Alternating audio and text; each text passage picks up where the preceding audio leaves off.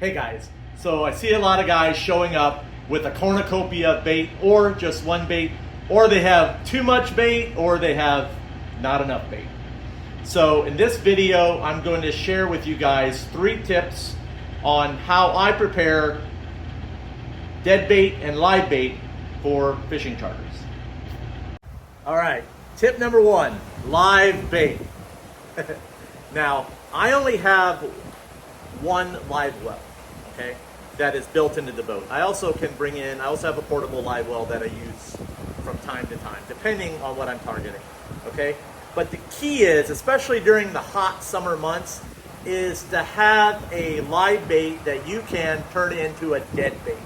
For example, pilchards make a great bait for sometimes mutton snappers, but they really are very good when you're going to go mangrove snapper fishing or do some yellowtail fishing. So you can easily cut those baits up.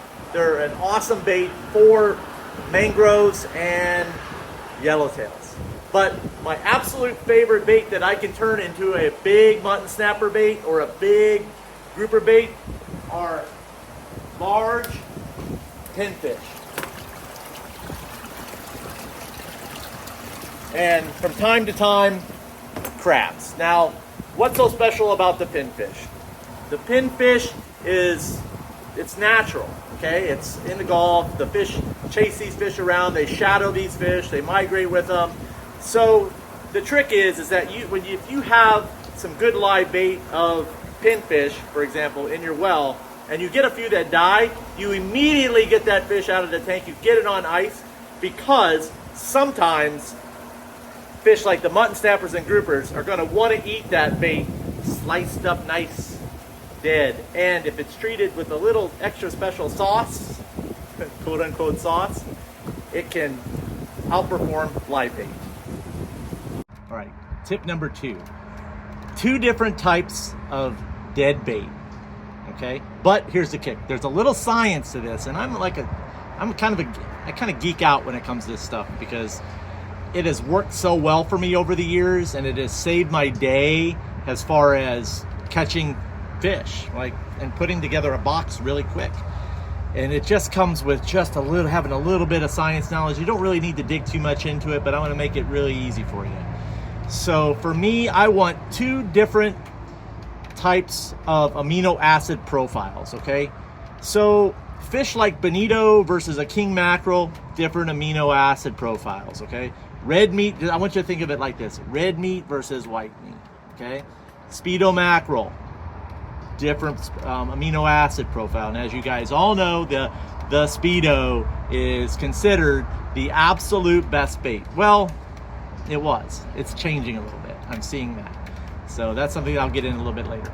Okay, so one thing I want you guys to keep in mind is having, when I say a variety of baits, when I said that at the beginning, and it's very important that you have a variety of baits, but you have baits with different amino acid profiles, okay? The pinfish, okay? The pinfish is very good, but you can have all that stuff, and if you don't cut it right, and there's a whole bunch of other things that fall into it, okay?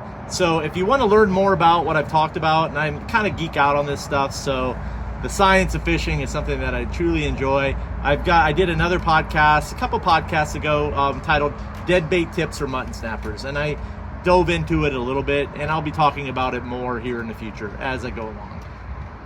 Tip number 3.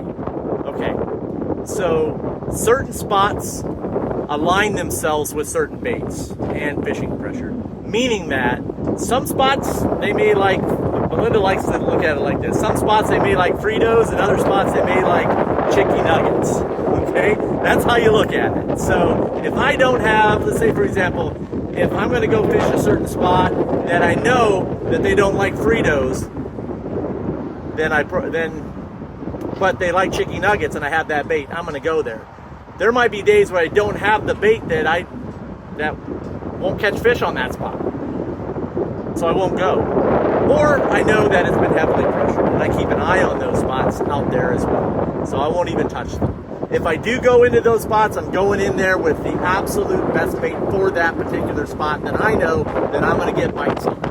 With some slight modifications. Okay, so if you're saying to yourself, I don't have time to get bait ready, I just want to go grab my rods, jump in my truck and go fishing.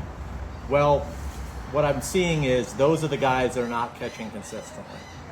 I'm going to use an example, okay? Listen, I like to use examples, so here it is. So you're planning a trip to, and I'm going to use the Pulley Ridge for example, okay? So Pulley Ridge, you spend all that money to go to the Pulley Ridge. It's your one trip a year. And then you're starting to make calls to get bait for that trip 3 days ahead of time in the month of July when bait is tough to get. So if you're going on a trip in the summer, you need to start preparing bait during the time when baits are present. So for example, we have Speedos in April. We have all this other stuff that migrates. You get a hold of those baits and you vacuum seal them and they will be perfect for your trip to the Gulf. Or you're planning on coming down in the month of July. You spent all this money on vacation, you got your VROB or whatever you want to call it, Airbnb, spend all this money, you come down here, no bait. It happens. I get the calls all the time and I'm not able to help them. So it's all in your mindset. I know that's an overused word nowadays, but it is in your mindset and I practice it. So I suggest that, you make some time, you figure it out, you take a breath, and when you have a little time, you just do it. So, okay. So for those of you guys that are interested in learning more about bait, I have the Good Karma rigging crew. We go cover a lot about bait, especially this time of year. Thank you again, and remember, anytime you're fishing, it's all good.